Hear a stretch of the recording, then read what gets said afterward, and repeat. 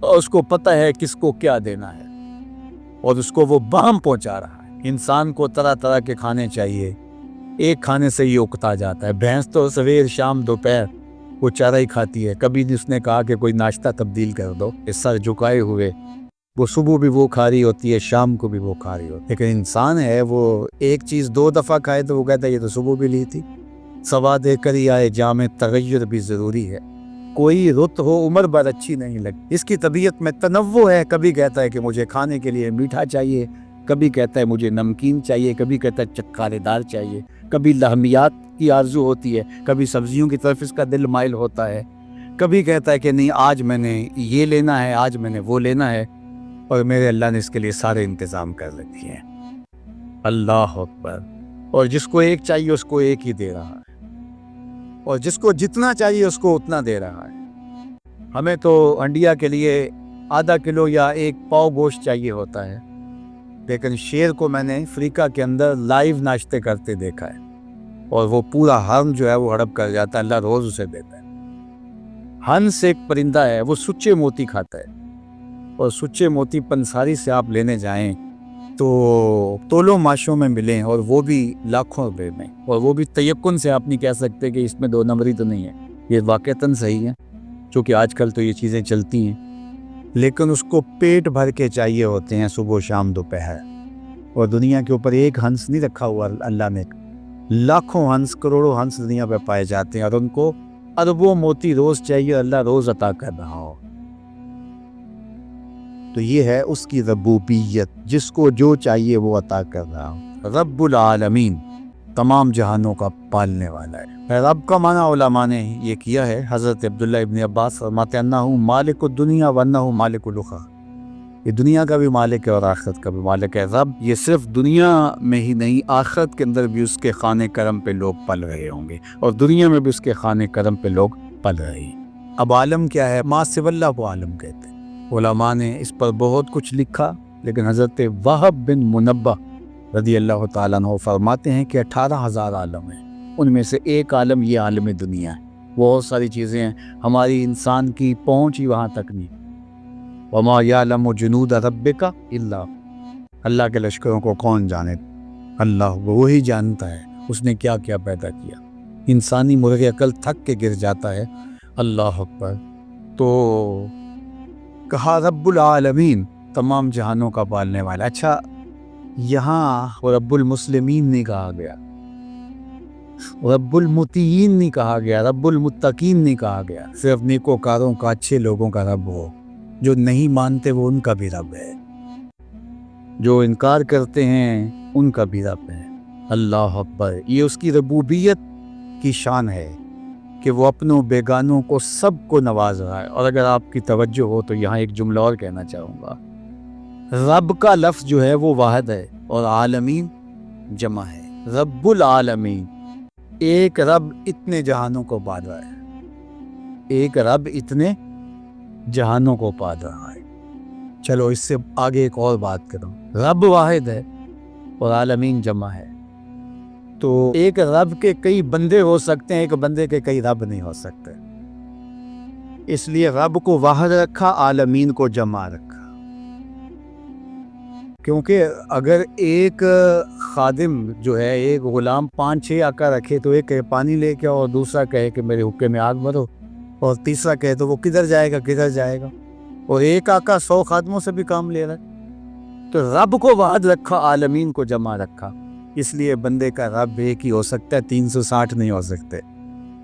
رب ایک ہی ہوگا، اور ایک رب کے ہی بندے جو ہیں وہ ہزاروں ہیں۔ وہ تمام جہانوں کو پال رہا ہے۔ کیوں پال رہا ہے؟ کوئی ضرورت ہے اسے؟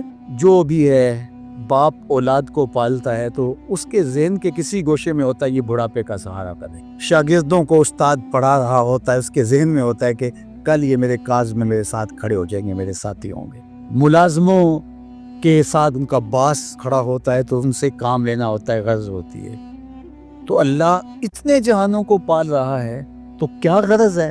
ہاں، الرحمن الرحیم، محض رحمان ہے نا، اسے کوئی غرض نہیں، وہ رحمان اور رحیم اور یوں ہی پال رہا ہے۔ جو نہیں مانتا اسے بھی پال رہا ہے، اور جو مان رہا ہے اسے بھی پال رہا ہے۔ اللہ اکبر، وہ رحمان ہوا، وہ رحیم ہوا۔ ایسا نہیں ہوا کہ ایک بلی کو بہت زیادہ خوراک دے دی گئی اور وہ پھول پھول کے ہاتھی جتنی ہوگی، اور ایسا کبھی نہیں ہوا کہ ایک ہاتھی کو خوراک کم ملی اور وہ چوہے جتنی رہ گئی۔ جس کی جو فطری استعداد ازلی جو اس نے خود مقرر کی ہوئی ہے، اس کے مطابق اس کی گروتھ ہوتی ہے اور اس کے مطابق اس کی تربیت کر۔ خلاصہ ہے پورے قرآن کا سورہ الفاتحہ، جو سارے مضامین ہیں پورے قرآن میں وہ سمٹ کے سورہ فاتحہ کے اندر آ گئے ہیں۔ تو اس کا آغاز اللہ کی حمد سے ہو رہا ہے۔ الحمدللہ، تمام خوبیاں اللہ کے لیے۔ کسی کے اختیاری حسن پر، کسی کے اختیاری جمال پر جو ثنا کی جاتی ہے، ستائش کی جاتی ہے، اسے حمد کہا جاتا ہے۔ کچھ خوبیاں اختیاری نہیں ہوتی، غیر اختیاری ہوتی۔ اگر کسی کا رنگ سفید ہے، نقوش تیکھے ہیں اور اس کی آنکھیں نرگسی ہیں، اس کے دیگر اعضاء کا توازن بڑا اچھا ہے، تو یہ اس کا اپنا کمال نہیں ہے۔ ایک شخص عالم ہے، اس نے پڑھا، محنت کی، آگے بڑھا، تو یہ اس نے محنت کر کے ایک چیز حاصل کی، تو اس کا وصف بیان کرنا اور اس پر ثنا کرنا یہ غیر اختیاری حسن نہیں ہے بلکہ اختیاری ہے۔ تو کمال وہ ہوتا ہے جو چیزیں اختیاری ہوں۔ تو اللہ جل شانہ کی حمد اس لیے کی جاتی ہے کہ اس کی چیزیں، اس کا حسن غیر اختیاری نہیں ہے، وہ اس کا اختیاری ہے۔ اللہ اکبر۔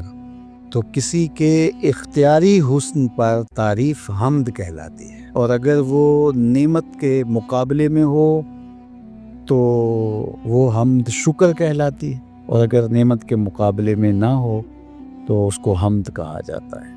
حضرت کعب احبار رضی اللہ تعالی عنہ فرماتے ہیں کہ الحمد کی تفسیر ثناء اللہ ہے، اللہ کی ثنا، اللہ کی تعریف۔ اور حضرت ضحاک بن مزاحم نے اس کا ترجمہ کیا ہے الحمدللہ رداء الرحمن، یہ رحمان کی چادر ہے۔ جس طرح چادر زینت دیتی ہے اور وقار کی علامت ہوتی ہے، اور اہل عرب کندھے کے اوپر چادر ڈال کر کے جو ہے وہ ایک خاص ان کی حیت ہوتی ہے۔ یہاں گرمی سردی سے بچاؤ کے لیے چادر لی جاتی ہے، لیکن عرب میں چادر جو ہے وہ زینت کے لیے لی جاتی ہے، اور وہ آپ نے دیکھا ہوگا کہ عرب علماء یہاں کندھے پہ چادر رکھتے ہیں، تو وہ زینت کے لیے ہوتی ہے، ضرورت کے لیے نہیں ہوتی۔ تو اس لیے یہاں جو رداء الرحمن کہا گیا ہے، تو الحمد رحمان کی زینت ہے، وقار کی چادر۔